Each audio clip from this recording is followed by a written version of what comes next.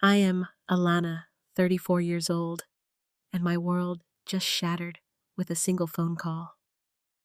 After 7 years of what I thought was a happy marriage, my husband Brian coldly said, "I want a divorce. Talk to my lawyer." No explanation. Nothing. When I arrived at the attorney's office seeking answers, something unexpected happened. The lawyer's hands trembled as he looked at me and said, "I can't represent this. If you're watching this video right now, let me know where you're from in the comments below, and hit that subscribe button to follow my journey of betrayal and unexpected truth." Our love story began, like many others, with a chance meeting that seemed orchestrated by fate itself. I was working as an administrative assistant at Wilson & Brooks law firm in downtown Seattle when Brian walked in for his first day as their new accountant. Tall, with warm brown eyes and an infectious laugh, he immediately caught my attention. What started as casual conversations by the coffee machine soon blossomed into lunch dates, and before long, we were seeing each other outside of work. Brian was different from other men I had dated. He listened intently when I spoke about my passion for photography, which at the time was just a hobby. He remembered small details about stories I told, and surprised me with thoughtful gifts that showed he paid attention. On our third date, he presented me with a vintage camera strap he found at an antique store, because I had mentioned my grandfather was a photographer who inspired my love for capturing moments. After 2 years of dating, Brian proposed during a weekend trip to Mount Rainier. The proposal wasn't elaborate or showy, just a simple question asked while we watched the sunrise from our cabin porch wrapped in blankets with steaming mugs of coffee. I loved that about him, the way he made extraordinary moments out of ordinary settings. We married in a small ceremony with only 50 guests, mostly family and close friends. Neither of us wanted something extravagant, preferring to save our money for a down payment on a house. The wedding was held in Brian's parents' backyard, transformed with twinkling lights and wildflowers. I still remember Richard, Brian's father, tearing up during his toast, welcoming me to the family with genuine warmth. Janet, his mother, had spent weeks helping us plan every detail from the handmade centerpieces to the playlist that kept everyone dancing until well after midnight. 6 months after our wedding, we found a charming 3-bedroom house in a quiet suburb just outside the city. The moment we walked through the door, we knew it was meant to be our home. It needed work, the kitchen was outdated and the backyard overgrown, but we saw potential in every flaw.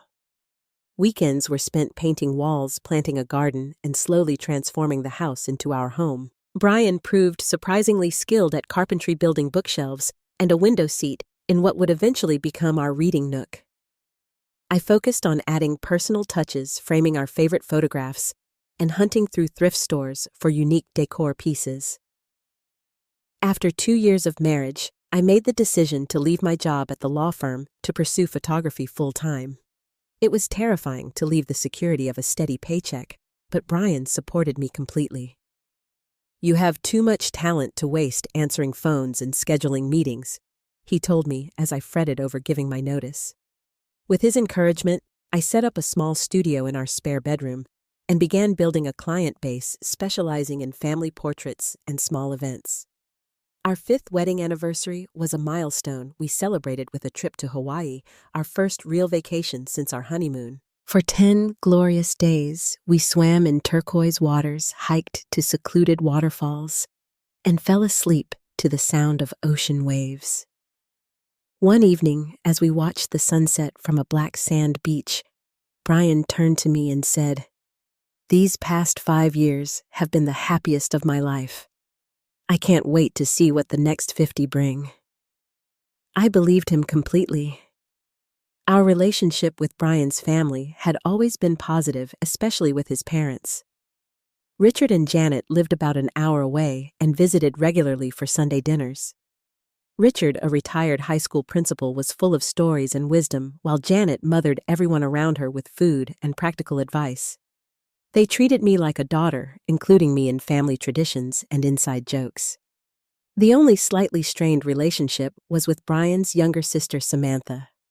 3 years his junior, she had always been somewhat distant with me. Brian explained it away as her naturally reserved personality. But I sometimes caught glances that suggested something more like suspicion or judgment. Still, we maintained a polite relationship, exchanging birthday gifts and making conversation at family gatherings. I hoped that time would eventually bring us closer. Looking back now, I can identify small changes in Brian's behavior that began about 8 months ago. The shifts were so subtle that they were easy to dismiss. He started working later, often not coming home until after I had already eaten dinner alone. Our conversations grew shorter, more perfunctory exchanges of information rather than true connection. He became oddly protective of his phone, taking it with him even for short trips to the bathroom, and I occasionally caught him texting with a slight smile that would disappear the moment he noticed my attention. When I asked if everything was okay, he blamed work stress. His company was undergoing restructuring, he explained, and he was worried about potential layoffs. I believed him because I wanted to, because the alternative was too painful to consider. I tried to be supportive, making his favorite meals, and giving him space when he seemed to need it. I suggested weekend getaways to help him relax, but he always had a reason why we needed to stay home. In retrospect, these were all warning signs I chose to ignore. I was comfortable in our life together, proud of the home we had built, and confident in what I thought was an unshakable foundation of trust and love. The idea that everything might be an illusion simply never occurred to me, until that phone call changed everything. The day began like any other Tuesday, except for one special detail. It was our 7th wedding anniversary. I had taken the day off from photography appointments to prepare a surprise for Brian. He had been so preoccupied with work lately that I wanted to create a special evening to remind us both of what mattered most, our marriage. I spent the morning at Pike Place Market, selecting fresh ingredients for his favorite meal, cedar plank salmon, with roasted vegetables and crusty bread from the artisanal bakery he loved. I splurged on an expensive bottle of Cabernet Sauvignon from a small vineyard we had visited on our anniversary trip the previous year.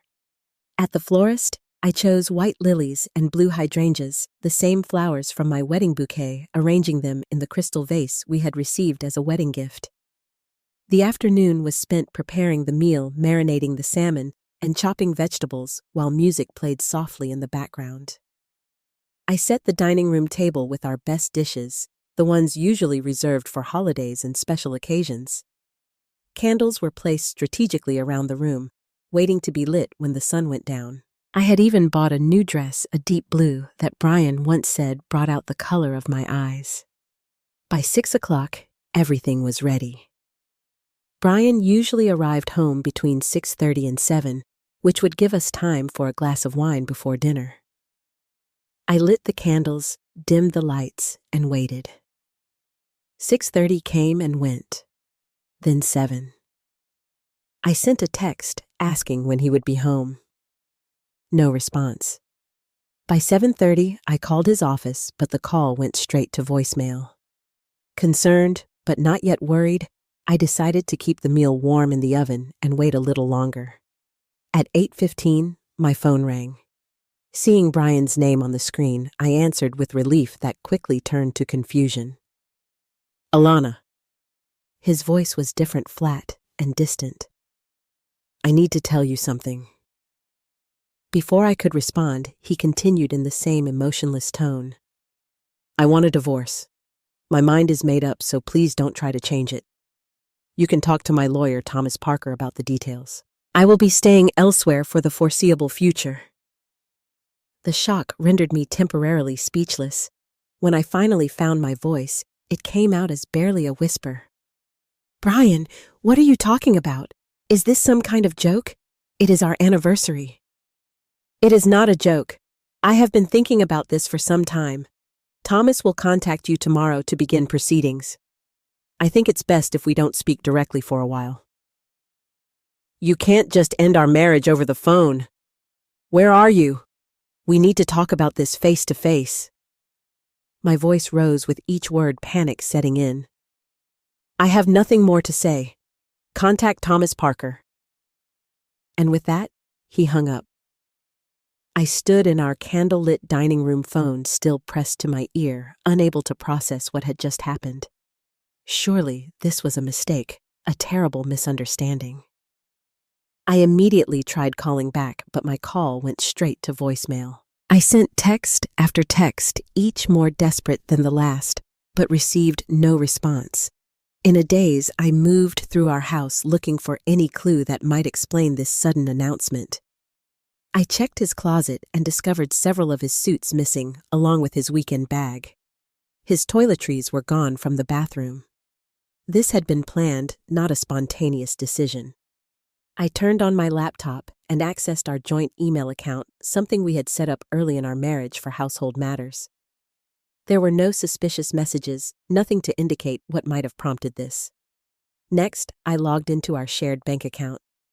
What I found sent a chill through me. 2 days earlier, Brian had transferred $50,000 to a separate account I didn't recognize. Almost half of our savings gone without discussion or warning. That night was the longest of my life. I moved between disbelief, anger, and crushing sadness, unable to sleep or even sit still. The beautiful dinner I had prepared sat forgotten in the oven, the candles burned down to stubs. Around midnight, I called my best friend Jessica, waking her up with my tearful explanation. "He did what?" Her voice was sharp with surprise and immediate indignation on my behalf. "On your anniversary? Over the phone? That's beyond cruel, that's calculated." "I don't understand, Jess. Everything seemed fine.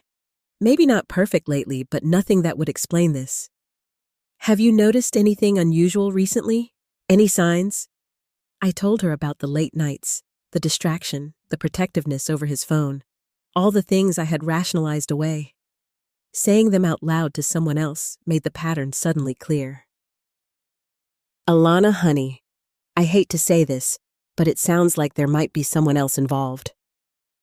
The possibility had been hovering at the edges of my mind, but hearing Jessica say it made it real. A new wave of pain washed over me, somehow even more acute than before. "What do I do now?" I asked, feeling utterly lost. "First, you need your own lawyer, not just some meeting with his. But before that, I think you should go see this Thomas Parker. Find out exactly what Brian is proposing in this divorce. Knowledge is power, and right now, you need all the power you can get." After we hung up, I spent hours researching Thomas Parker online. He was a senior partner at Henderson & Parker, one of the most prestigious family law firms in Seattle.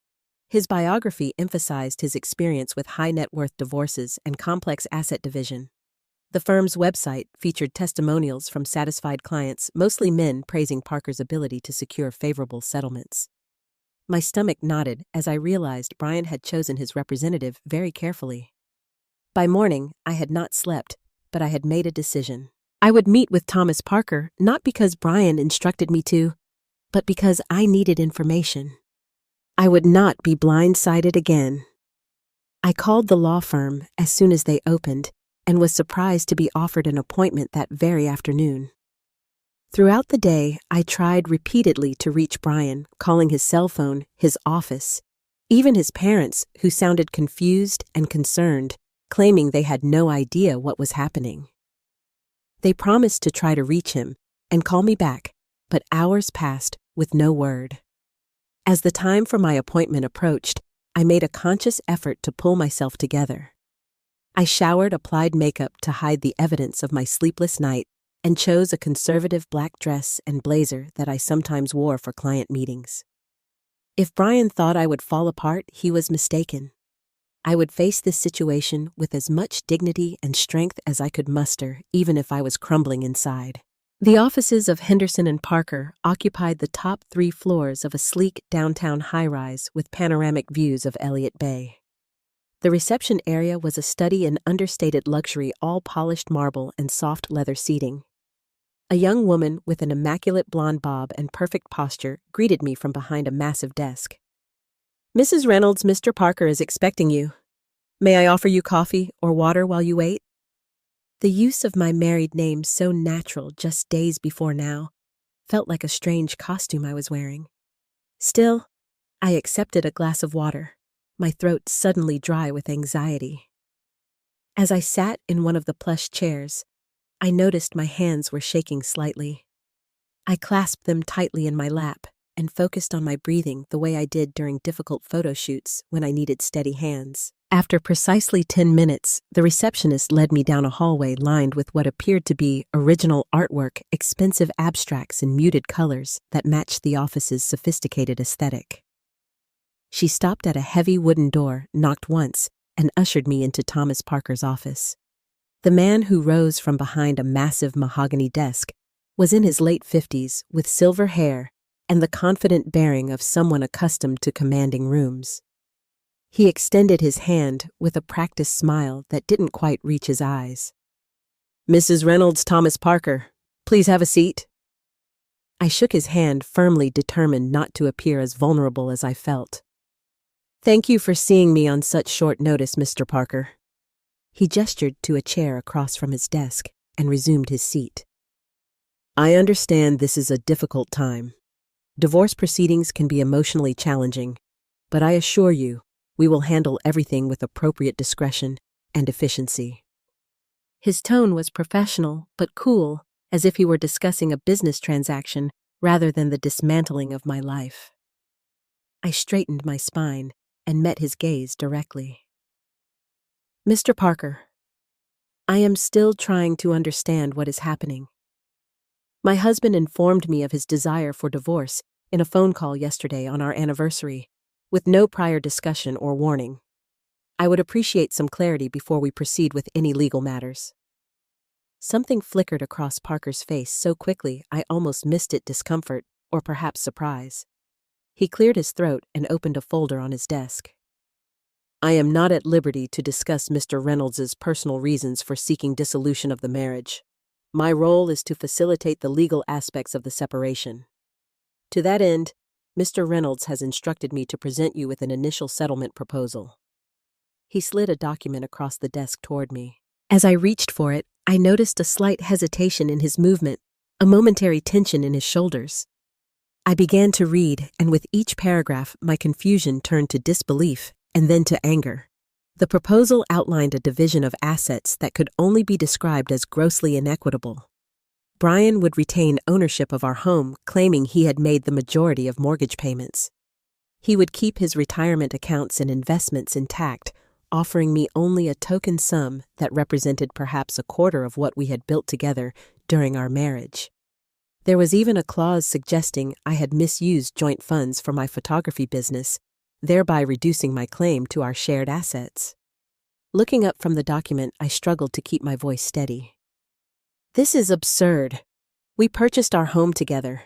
My name is on the deed, and I have never misused our money. My business has been profitable for the past 2 years. These claims are false." Parker's expression remained neutral, but I noticed his hands resting on the desk had developed a slight tremor. "These are initial positions for negotiation. All terms are open to discussion." "I would like to speak with my husband directly. This makes no sense. Where is he staying? Can you arrange a meeting?" "Mr. Reynolds has indicated he prefers to communicate through counsel at this time. He is staying with a friend temporarily and wishes to maintain his privacy." A friend? The word caught in my mind, triggering Jessica's suggestion about another woman. I pushed the thought away, focusing on the immediate situation. "Mr. Parker, I came here hoping for answers, but this proposal raises more questions. Brian and I built our life together as equal partners. We made decisions jointly. This sudden change in behavior and these unfair terms suggest something else is going on. If there's something I should know, something that explains all this, I deserve to hear it." As I spoke, I watched Parker carefully. The tremor in his hands had become more pronounced.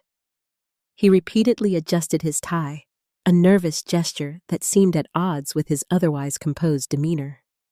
When he reached for a pen, it slipped from his fingers, clattering onto the desk. Mrs. Reynolds, he began, then paused, clearing his throat. In my profession, I am bound by certain ethical obligations, including client confidentiality. He stopped again, seeming to choose his words with unusual care. However, I am also bound by ethical standards regarding my participation in legal proceedings. He stood abruptly and walked to the window, his back to me for several long moments. When he turned around, his professional mask had slipped, revealing something that looked remarkably like conflict or even distress. Mrs. Reynolds, I find that I am unable to continue representing your husband in this matter. The statement hung in the air between us, unexpected and heavy with implication. I don't understand, I said quietly. Parker returned to his desk, but remained standing. His hands now visibly trembled as he gathered the papers in front of him. I cannot represent your husband in these proceedings. I will be informing him of my withdrawal immediately following our meeting. Why? I pressed, sensing a crucial moment. His eyes met mine briefly before looking away.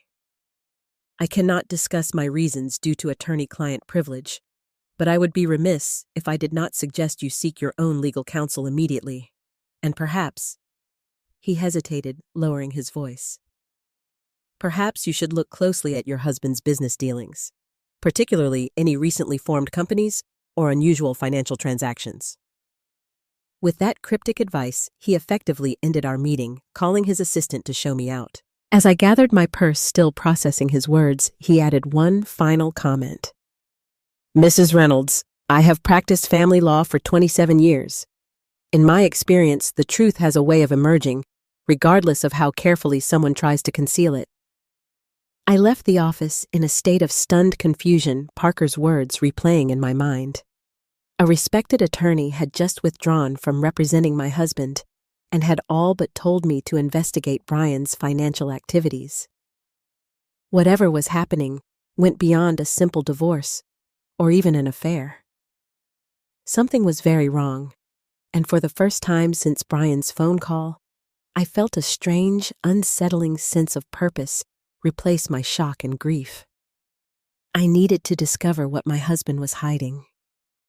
The morning after my meeting with Thomas Parker, I woke with a clear head and a sense of determination I hadn't felt since before Brian's devastating phone call. The attorney's strange behavior and cryptic advice had transformed my grief into something more productive, a focused need to uncover the truth. I opened a new notebook and began making a list of resources and potential allies who could help me piece together what was happening. My first call was to Rachel Stevens, a paralegal I had befriended during my time at Wilson & Brooks law firm. We had remained in occasional contact after I left to pursue photography meeting for coffee every few months to catch up. Rachel had always been exceptionally skilled at navigating the firm's complex database systems and had a knack for finding information others overlooked. Alana, it has been too long. How are you? Her cheerful voice brought a small smile to my face, the first in days. Actually, Rachel, I'm not doing well. Brian has asked for a divorce completely out of the blue, and something strange is going on. I need your help. After explaining the situation, including Parker's odd behavior and suggestion to investigate Brian's business dealings, Rachel's tone changed from friendly to fiercely supportive. That absolute jerk? Of course I'll help. What do you need? I need information about Brian's work and any companies he might be involved with. His lawyer mentioned something about recently formed companies, but I don't even know where to start looking.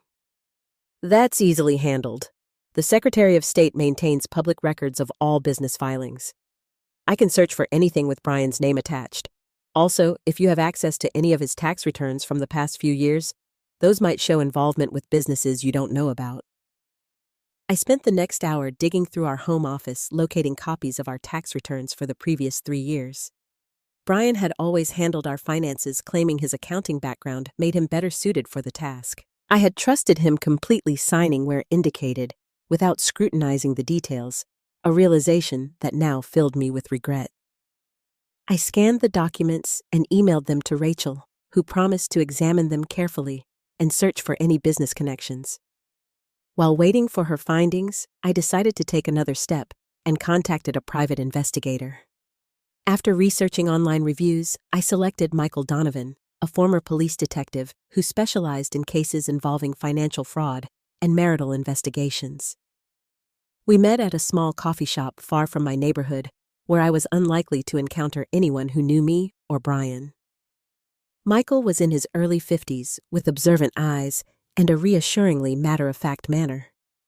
He listened without interruption as I explained my situation, taking occasional notes in a small leather-bound notebook. "So, to summarize," he said when I finished, "your husband unexpectedly asked for divorce, attempted to push through an unfair settlement. His own attorney withdrew from the case after suggesting you investigate his business dealings, and a large sum of money recently disappeared from your joint account."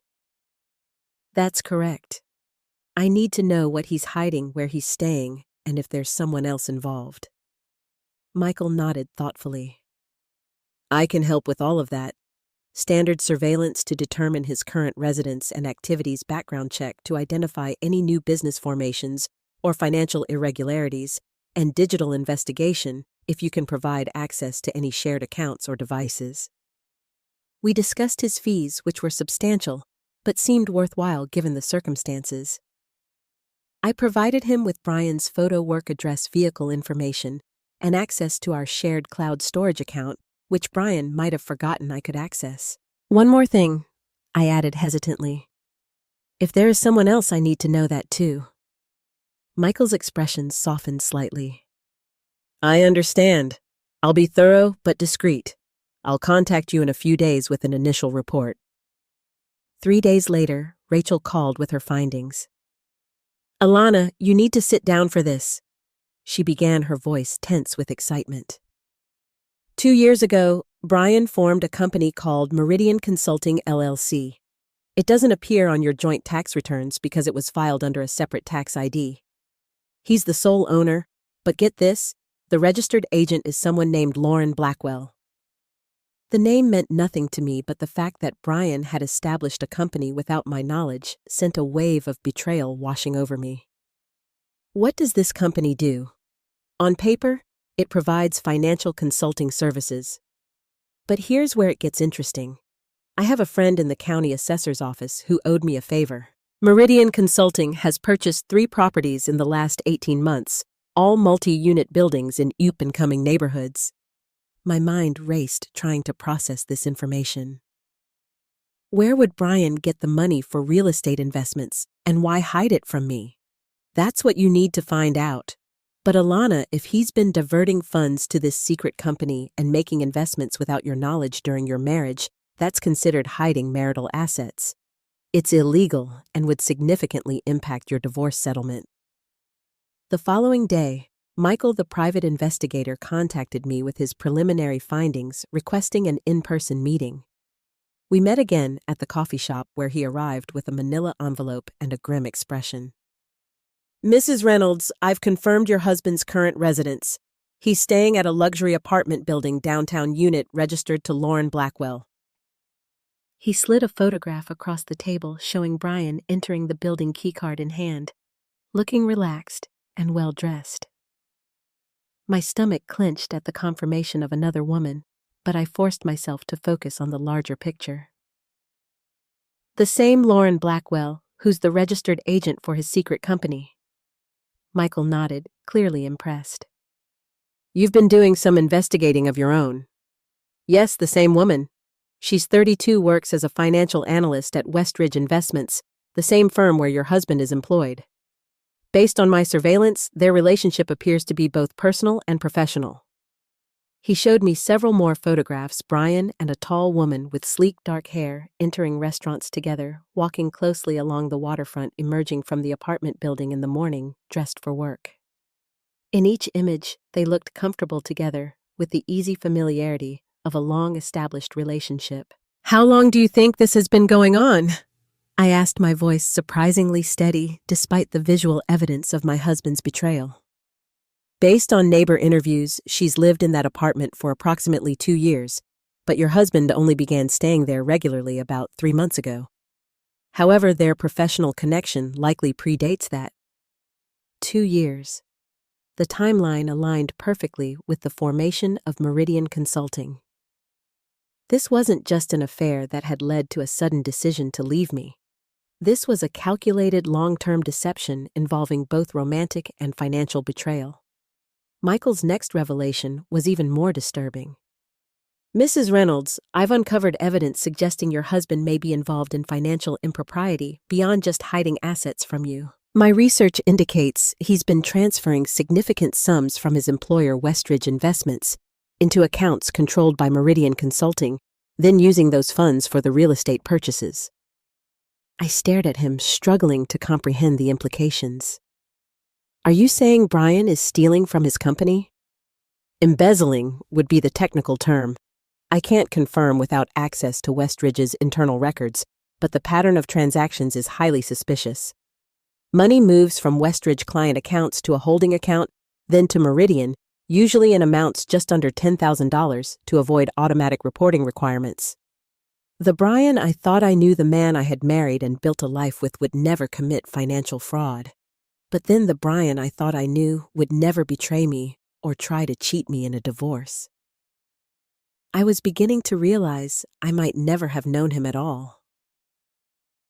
If this is true, it explains everything, I said slowly. The sudden divorce, the unfair settlement proposal, his lawyer's reaction when he realized what was happening. Brian isn't just leaving me, he's trying to protect these hidden assets in case his scheme is discovered. Michael nodded grimly. That would be my assessment as well. If he divorced you before any fraud came to light, he might avoid having to share the illegally obtained assets with you or having you implicated in any wrongdoing. What should I do with this information? First, secure your own legal representation immediately.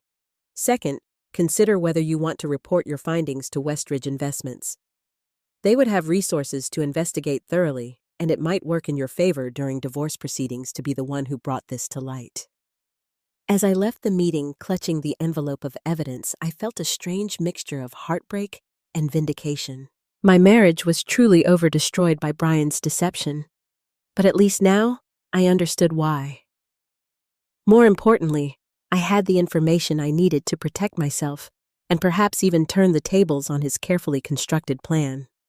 Armed with the evidence gathered by Rachel and Michael, I knew the time had come to confront Brian directly. However, I needed to be strategic to approach this confrontation from a position of strength rather than emotional vulnerability.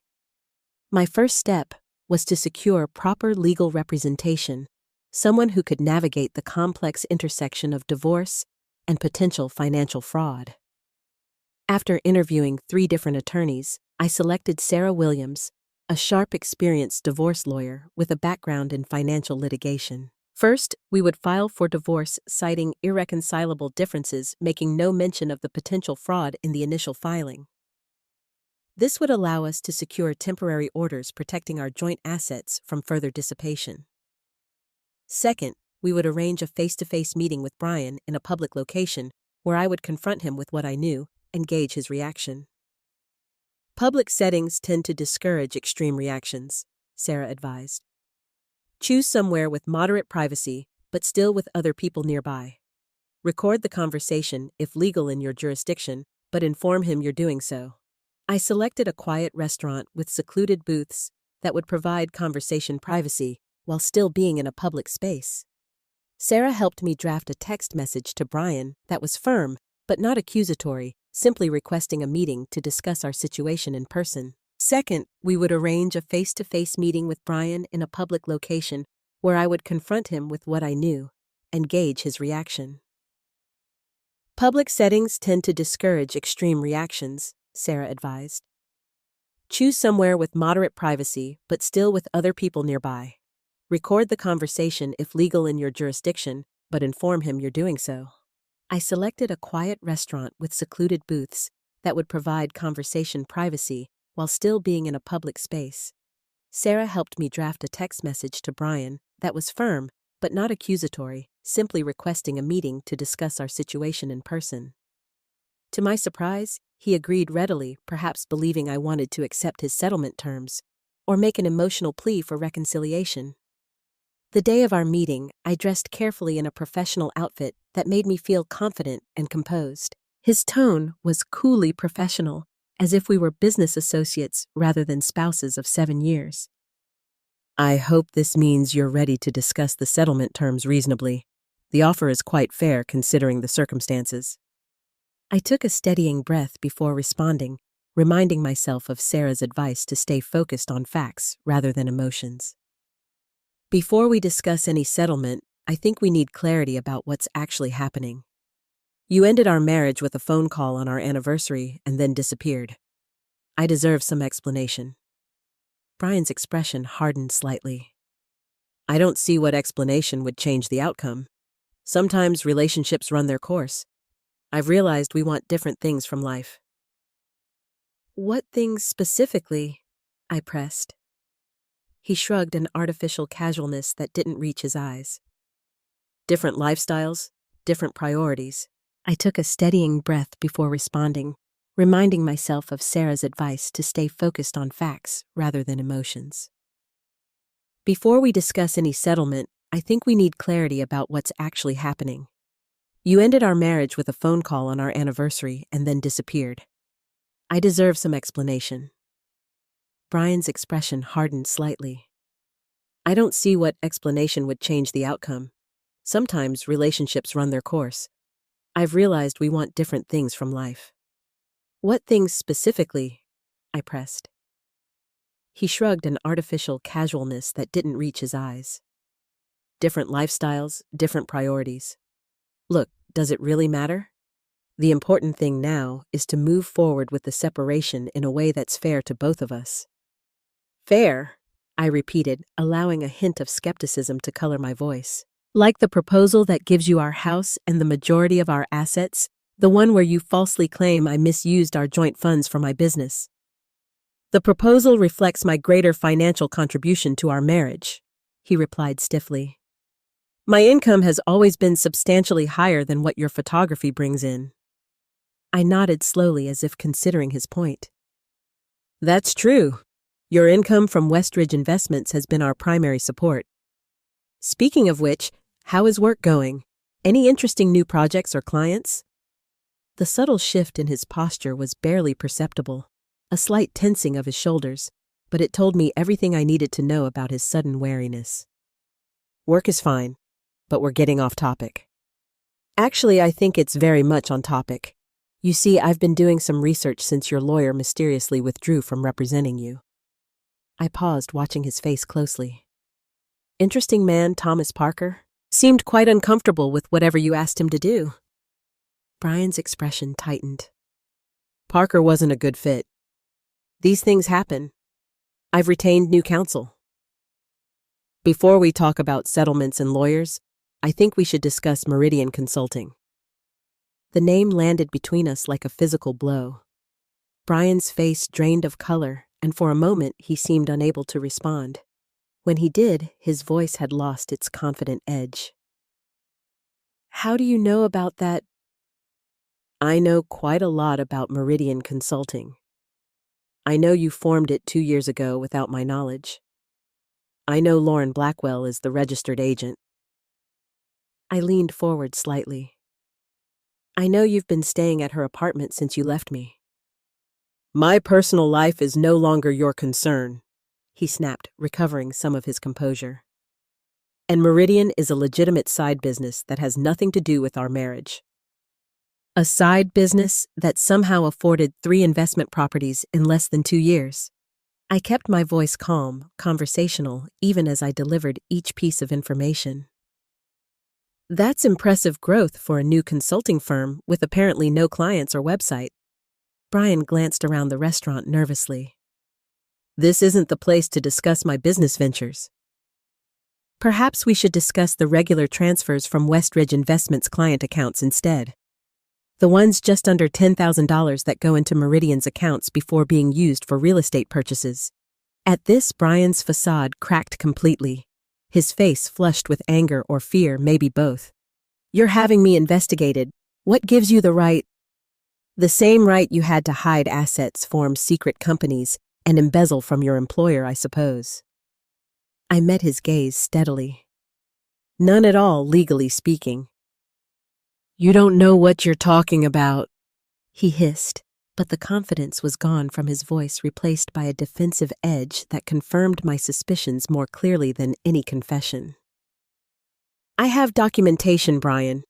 Bank transfers, property records, corporate filings. I even have photos of you and Lauren together going back months. I removed a folder from my bag and placed it on the table between us. Would you like to see? He didn't reach for the folder, his eyes fixed on it as if it might bite. What do you want? The truth, for starters. How long have you been stealing from Westridge? Was Lauren involved from the beginning, or did you bring her in later? Was the plan always to divorce me before anyone discovered what you were doing? Brian's composure collapsed entirely. His hands resting on the table began to tremble in a way that reminded me eerily of Thomas Parker's during our meeting. You don't understand the pressure I've been under. The expectations. Everyone thinks I'm this successful financial manager, but the market turned against me. I made some bad investments, lost client money I couldn't afford to lose. So you stole to cover your losses, I pressed. I borrowed, he corrected, desperation creeping into his voice. I was going to replace it once the real estate investments paid off. No one was going to get hurt. Except me, I said quietly. I was going to get hurt when you divorced me with nothing while keeping all the assets you stole. He had the grace to look momentarily ashamed before defensiveness reasserted itself. Lauren understood what I was trying to do. She helped me set up the company, find the investment properties. She believed in me when I needed support. While you were still married to me, I reminded him. It wasn't about you, he insisted. Lauren and I connected professionally first.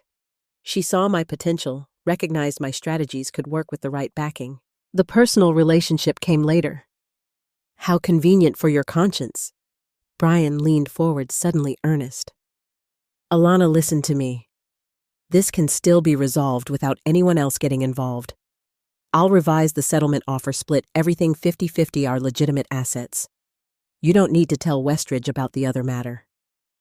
You're asking me to become complicit in your fraud, I said, making no effort to hide my disgust. To take a settlement and stay quiet while you continue stealing and lying. I'm asking you to consider what's best for both of us. If this comes out, it gets messy for everyone. Think about it. If I'm charged with a crime, there will be no assets to divide anyway. The authorities will freeze everything, including our joint accounts. I studied my husband's face, searching for any trace of the man I thought I had married. All I saw was a stranger consumed by self-interest and fear. I already have considered what's best, Brian. Not just for me, but for the people whose money you stole. His expression hardened. You would really turn me in, after everything we've been through together. You ended what we had with a phone call, then tried to take everything we built together. You've been living a double life for years. I gathered my belongings and prepared to leave. My lawyer will be in touch about the divorce proceedings. What happens with Westridge depends on your next move. If you want to avoid me going to them directly, you'll agree to a fair settlement that acknowledges all assets, including those held by Meridian Consulting. As I stood to leave, Brian grabbed my wrist, his grip tight with desperation. You can't do this. You'll ruin everything. I looked pointedly at his hand until he released me. You already did that, Brian. I'm just making sure I don't go down with you. Walking away from that confrontation, I felt an unexpected sense of liberation. The man I had loved was gone, perhaps had never truly existed. In his place was someone I neither recognized nor respected. The pain of that realization was acute but clarifying. For the first time since his devastating phone call, I was certain about my path forward, and it would be on my terms, not his. Following my confrontation with Brian, events unfolded with breathtaking speed. After consulting with Sarah, my attorney, I made the difficult but necessary decision to approach Westridge Investments with the evidence of Brian's financial misconduct. Sarah arranged a confidential meeting with Maxwell Henderson, the firm's CEO and founder, presenting the situation as my effort to distance myself from potentially fraudulent activities I had recently discovered. Henderson's initial skepticism quickly gave way to grave concern as we presented the documentation compiled by my private investigator. Bank records showed a clear pattern of small transfers from client accounts to a holding account and then to Meridian Consulting. Property records confirmed that funds had been used to purchase investment properties under the company's name. "Mrs. Reynolds," Henderson said after reviewing the materials, his voice heavy with controlled anger, "I want to thank you for bringing this to our attention. Had this continued undetected, the damage to our clients and the firm could have been catastrophic. I understand this puts you in a difficult position," I responded carefully. "I want to be clear that I had no knowledge of these activities until after my husband requested a divorce. My concern now is ensuring that I am not legally implicated in his actions while also protecting my rightful share of our legitimate marital assets." Henderson nodded, his expression sympathetic despite the circumstances. "Your cooperation in this matter will be noted. Our legal team will need to conduct a thorough investigation, and I must warn you that this will likely result in criminal charges against your husband. However, we can structure an agreement that acknowledges your role in uncovering the fraud and protects your interests to the extent legally possible." The deal we ultimately negotiated allowed me to avoid any legal consequences for coming forward voluntarily while securing my claim to our legitimate marital assets, separate from the fraudulently obtained funds. In exchange, I agreed to cooperate fully with Westridge's investigation and any subsequent legal proceedings. Within 48 hours of our meeting, Westridge Investments terminated Brian's employment and filed reports with both the Securities and Exchange Commission and the FBI's Financial Crimes Division. The company also froze all accounts associated with Meridian Consulting, effectively cutting off Brian's access to the stolen funds. The response from Brian's family was a mixture of shocked disbelief and eventually painful acceptance. Richard and Janet, my in-laws, called the day after Brian's termination, their voices strained with confusion and embarrassment. "Alana, we just heard from Brian," Richard began hesitantly. "He says there's been a misunderstanding at work, something about accounting irregularities. He also mentioned you two are separating. What's happening?" "None of this makes sense." I invited them to my home, our home, where I explained as gently as possible what their son had done, both to me and to his employer. I showed them the evidence, answered their questions, and held Janet as she wept with the particular heartbreak of a parent whose child has failed morally as well as legally. "We raised him better than this," she kept saying, her voice breaking. "I don't understand how he could do these things." Richard, stoic but visibly shaken, placed his hand over mine. "Alana, I want you to know that whatever happens between you and Brian, you will always be family to us. We love you, and we are deeply sorry for what our son has done." Their support was unexpected and profoundly moving, a small comfort in the midst of so much upheaval.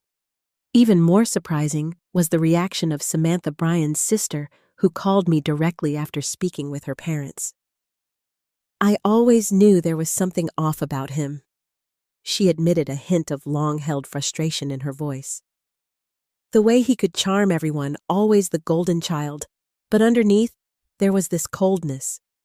I tried to warn my parents years ago, but they never saw it." "Is that why you were always so reserved with me?" I asked, suddenly understanding her distant behavior in a new light. "Partly," she acknowledged. "I wasn't sure if you were like him, if you knew what he was really like, and were okay with it. I realize now that wasn't fair to you. You were as much in the dark as everyone else, maybe more so." This unexpected alliance with Samantha proved valuable in the weeks that followed, as she helped me navigate family dynamics and provided emotional support that few others could offer, understanding both my pain and the complicated grief of loving someone who had betrayed that love so completely. The most challenging confrontation, however, was yet to come. Armed with the knowledge of Brian's fraud and the evidence of her involvement, I arranged to meet Lauren Blackwell directly. Sarah advised against this meeting, concerned about potential legal complications, but I insisted. I needed to look in the eyes of the woman who had participated in destroying my marriage and ask her one simple question: why we met at a small park near the downtown apartment she shared with Brian. She arrived looking composed but wary, her dark hair pulled back in a severe ponytail, her expression carefully neutral. Up close, she was striking rather than conventionally beautiful, with sharp cheekbones and intelligent eyes that assessed me with undisguised curiosity. "Thank you for agreeing to meet." I began, maintaining a calm I did not entirely feel. "I imagine this is uncomfortable for you." "Less uncomfortable than being investigated by the FBI, which is apparently what's happening now," she replied with surprising frankness. "Brian says you're responsible for that." "Brian made his own choices," I countered. "I simply refused to be collateral damage in his scheme, which brings me to why I wanted to meet you. How much did you know about his plan?" Lauren hesitated, clearly weighing her response. "If you're recording this conversation for legal purposes, I should have been informed." "I'm not recording anything. This isn't about gathering evidence, it's about understanding." "Did you know he was married when you became involved with him? Did you know the money he was investing was stolen?" Something in her composure cracked slightly. "Of course I knew he was married. I wasn't some naive girl being manipulated. We worked together. I saw your picture on his desk, but he said the marriage was already over emotionally, that you were both just going through the motions." "And the money?" I pressed. "At first I thought it was legitimate," she admitted. "He said he had family money investments from before your marriage. By the time I realized what was really happening, we were both too deep in it to back out easily." She met my gaze directly. "I'm not proud of my choices, but I'm also not solely responsible for Brian's actions." "Did you love him, or was it just about the money and the properties?" Her laugh was short and without humor. "Does it matter? Whatever we had is effectively over now. He's facing criminal charges. All the assets are frozen, and he blames me for not having better safeguards in place. For what it's worth, I think I was in love with the idea of him, the successful financial manager with big plans and the charm to match. The real Brian, the one who emerges when things go wrong, is someone else entirely." As we parted ways, Lauren paused, her expression softening slightly. "He never deserved you, you know. Someone who would stand by him, believe in him the way you did. I see that now." I watched her walk away, a strange figure in my life story, neither purely villain nor innocent bystander, but something more complex, a woman who had made her own poor choices alongside my husband's more calculated ones.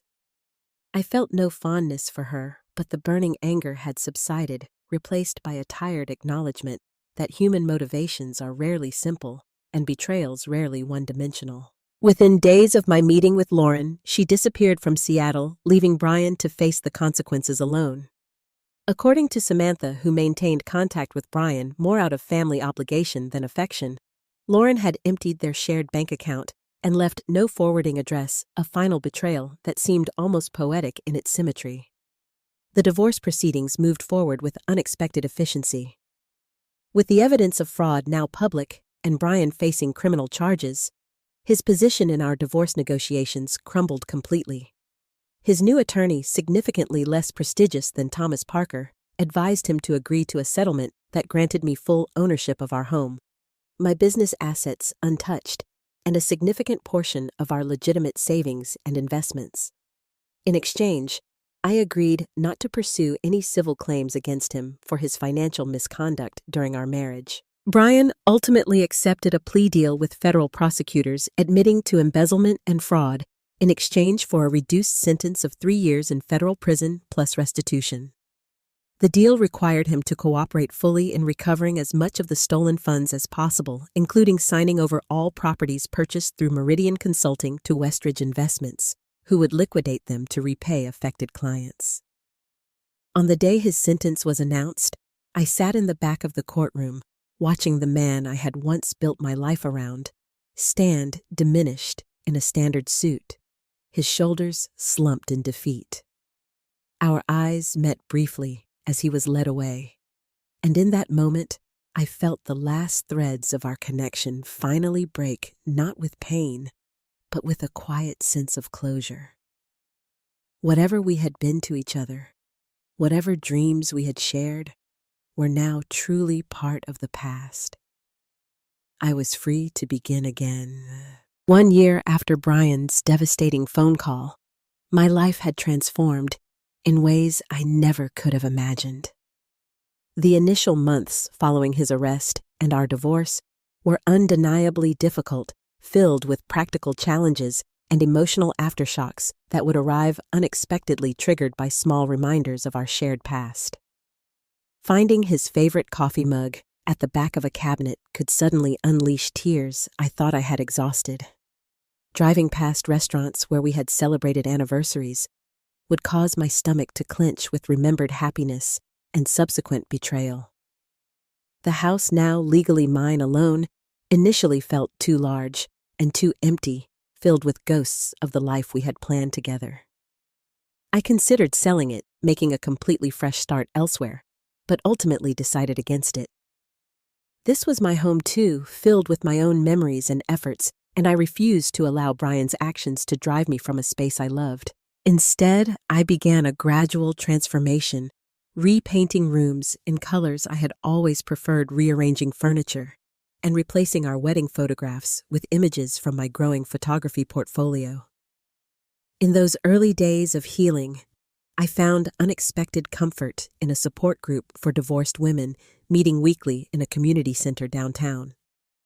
Among these strangers who quickly became friends, I could express the complicated grief that those who hadn't experienced such betrayal struggled to understand, the particular pain of mourning someone who was still alive, but irrevocably changed in your perception. "It's like a death," explained Monica, a group member whose husband had similarly concealed a second life, but without the closure of a funeral. "You're grieving the person you thought you knew, the future you thought you had, while simultaneously dealing with their continued existence in the world." These women understood the anger that sometimes overwhelmed me, the moments of self-doubt when I questioned how I could have been so thoroughly deceived, and the frightening freedom of suddenly being solely responsible for my life's direction. Their wisdom, earned through similar hardships, became a lifeline as I navigated my new reality. My photography business, which had been moderately successful before the divorce, became both my financial support and emotional sanctuary during this period of rebuilding. I threw myself into work with renewed focus, expanding my services beyond family portraits to include commercial photography for local businesses and collaboration with a regional travel magazine. The creative demands of these new projects forced me to be present, to focus on composition and lighting rather than rumination about the past. Behind the camera, I rediscovered parts of myself that had become subdued during my marriage, a bold artistic vision and confidence in my technical skills that translated gradually into confidence in other areas of my life. Within 6 months, I had established a small studio space separate from my home, a converted warehouse unit with beautiful natural light and room for client consultations. The act of creating this professional space, designed entirely according to my own aesthetic preferences without compromise, was profoundly healing. Each decision, from the color of the walls to the arrangement of furniture, represented a reclamation of my independent identity. As my business grew, so did my circle of friends and colleagues. I made a conscious effort to nurture new connections and strengthen existing ones that had sometimes been neglected during my marriage. Jessica, who had been my first confidant after Brian's phone call, remained a steadfast presence, but I also developed meaningful friendships with fellow photographers, clients who became friends and members of a hiking group I joined in an effort to spend more time outdoors. Perhaps the most surprising development was the evolution of my relationship with Brian's family. Rather than losing these connections as often happens after divorce, my bonds with Richard and Janet deepened. They made it clear from the beginning that they considered me family regardless of their son's actions, a stance that provided immeasurable comfort during the darkest periods of adjustment. We lost one family member to his own poor choices. Richard told me during a Sunday dinner at their home, a tradition we maintained despite Brian's absence.